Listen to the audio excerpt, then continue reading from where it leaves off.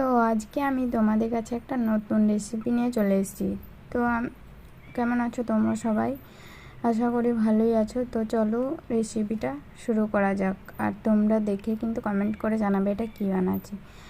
তো প্রথমে আমি কড়াইয়ের মধ্যে দিয়ে দিলাম সাদা তেল, দিয়ে দিয়েছি পরিমাণ মতো। তোমরা চাইলে এখানে সরিষার তেলও ব্যবহার করতে পারো। তো তারপর আমি দিয়ে দিয়েছি এলাচ, দারচিনি আর লবঙ্গ আর তেজপাতা দিয়ে সেটা একটু তেলে ভেজে তারপর এখানে দিয়ে দিলাম পেঁয়াজটা যখন একটু নরম হয়ে গেছে তখন এখানে আমি দিয়ে দিয়েছি আদা রসুনের পেস্ট। তো সেটাকে একটু ভেজে তারপর এখানে জিরের গুঁড়ো, হলুদ গুঁড়ো, লঙ্কার গুঁড়ো, গরম মশলার গুঁড়ো আর একটু মিট মশলার গুঁড়ো দিয়েছি, আর একটু দিয়েছি সবজি মশলা দিয়ে এটাকে ভালো করে কষিয়ে নিয়েছি। তারপর দিয়ে দিলাম টমেটোটা। তো টমেটোটা দেওয়ার পর এখানে নুনটা দিয়ে দিলাম স্বাদ মতো। তো তারপর এটাকে ভালো করে নরম হওয়া পর্যন্ত কষিয়ে নিয়েছি। তারপর এখানে আমি দিয়ে দিলাম গরুর মাংস। তো এখানে গরুর মাংসটা কিন্তু বেশি পরিমাণেই দিতে হবে।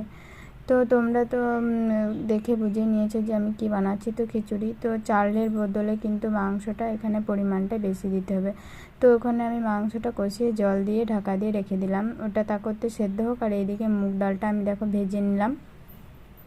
তো ভাজা হয়ে গেছে। তারপর এখানে আমি দিয়ে দিলাম অল্প মসুরি দিয়ে, এটা চাইলে তোমরা স্কিপও করতে পারো। তারপর এটাকে আমি ধুয়ে জল দিয়ে এটাকে ভিজতে রেখে দিয়েছি যতক্ষণ মাংসটা সেদ্ধ হয়। তো যখন মাংসটা সেদ্ধ হয়ে গেছে তখন এখানে আমি আলু একটু বড় করে কেটে নিয়েছিলাম, তো সেটা দিয়ে দিলাম। আর এখানে দিয়ে দেব ওই মুগ আর মসুরিটা দিয়ে এটাকে একটু নেড়ে তারপর এটাকেও ঢাকা দিয়ে সেদ্ধ করতে হবে। তো দেখো আমার পাত্রটা ছোট হচ্ছিল বলে আমি এটা চেঞ্জ করে নিয়েছি। তো এরকম ঢাকা দিয়ে যখন মসুরি আর আলুটা সেদ্ধ হয়ে যাবে, মুগটাও সেদ্ধ হয়ে যাবে, তখন কিন্তু এখানে আমি চালটা দিয়ে দেবো। দেখো ঢাকা দিয়ে আমি কিন্তু প্রায় 1 ঘন্টা মতো রান্না করে নিয়েছি। তারপর এখানে আমি দিয়ে দিলাম আতপ চাল। তো এটা কিন্তু সেদ্ধ হতে বেশি টাইম লাগে না, তোমরা ভালো করে জানো। তো প্রথমে আমি কিন্তু জল দিইনি, আতপ চালটা দেওয়ার পর তারপর দিয়ে দিয়েছি কাঁচা লঙ্কা। তারপর এভাবে ঢাকা খুলে রান্না করে নেব।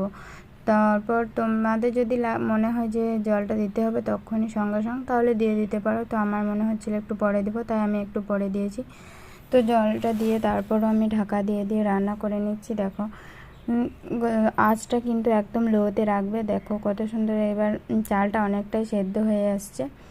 তো এভাবে করে আমি ঢাকা দিয়ে রান্না করে নিয়েছি। তো তারপর দেখো তোমাদেরকে দেখিয়ে দিচ্ছি চালটাও সেদ্ধ হয়ে গেছে। তো তারপর চুলোটা অফ করে ওপর দিয়ে দিয়েছি আর একটু গরম মশলার গুঁড়ো দিয়ে এটা কিন্তু নেড়ে তারপর ঢাকা দিয়ে রেখে